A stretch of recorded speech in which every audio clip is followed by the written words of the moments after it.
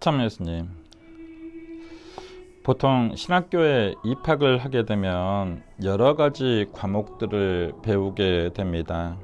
영어와 제2 외국어, 라틴어, 히라버, 히브리어와 같은 어학 과목이 있고, 신학 공부의 바탕이 되어지는 철학 과목은 고대, 중세, 근대, 현대로 나누어서 배우게 됩니다.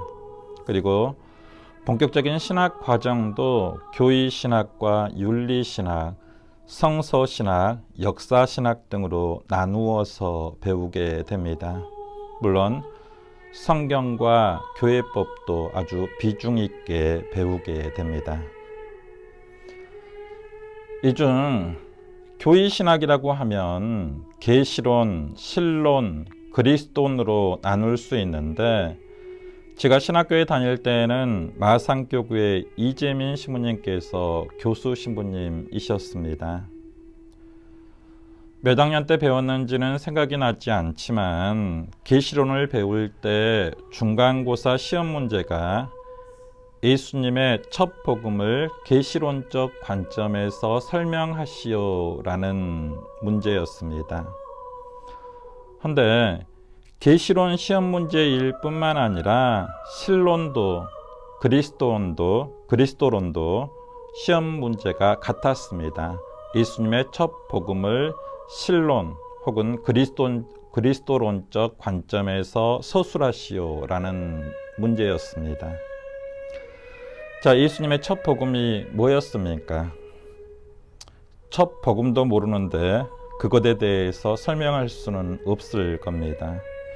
예수님의 첫 복음은 예수님께서 공생활을 시작하실 때 갈릴리아에서 첫 전도 여행을 떠나시면서 하셨던 하느님 나라가 가까이 왔다, 회개하고 복음을 믿어라 하신 말씀입니다. 앞서 이야기한 시험 문제의 답을 저는 모릅니다.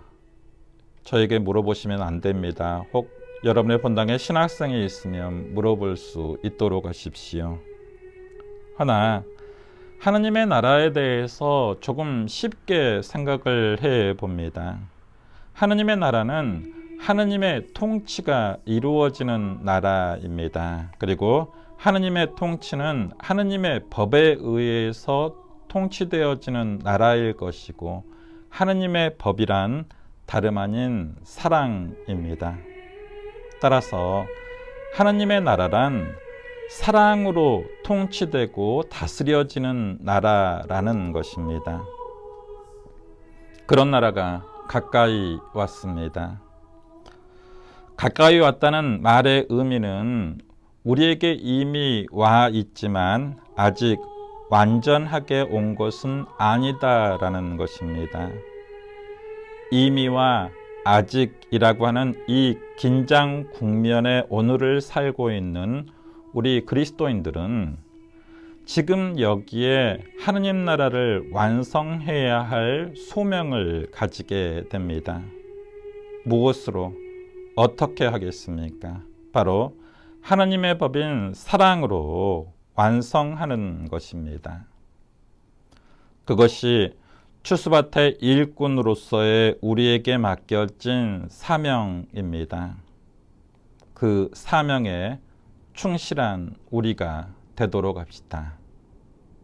오늘도 복음을 살아갑시다. 아멘.